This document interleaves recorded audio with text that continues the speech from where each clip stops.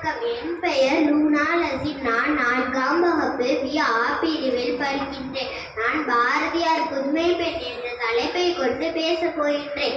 பாரதியார் அப்படின்னா யாருக்கு தெரியுமா? அவர் ஒரு பெரிய கவிஞர். நம் நாட்டிற்காக நிறைய பாடியிருக்கிறார். அவர் பெண்களை பற்றி நிறைய கவிதை எழுதியிருக்கிறார். அதில் ஒன்றுதான் இந்த புதுமை பெண். புதுமை பெண்ணா யாரு? இப்போ படிக்கிறாங்க, வேலைக்கு போறாங்க, இன்னும் வாழ்க்கையில பெரிய பெரிய இதுல இருக்காங்க.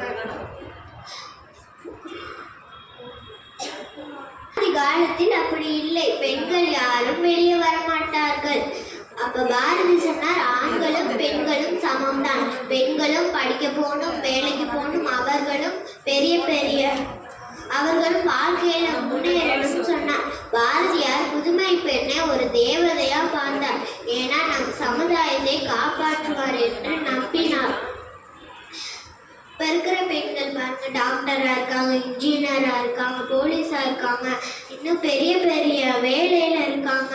புதுமை பெண் சவால்களை முன்னேறி போய்கிட்டே இருக்கும். நானும் ஒரு புதுமை பெண் தான். நல்லா படிப்பேன், நல்லா விளையாடுவேன். பாரதியார் சொன்ன மாதிரி இந்த நாட்டிற்கு நானும் ஒரு புதுமை பெண்ணா இருக்க ஆசைப்படுகின்றேன். நன்றி, வணக்கம்.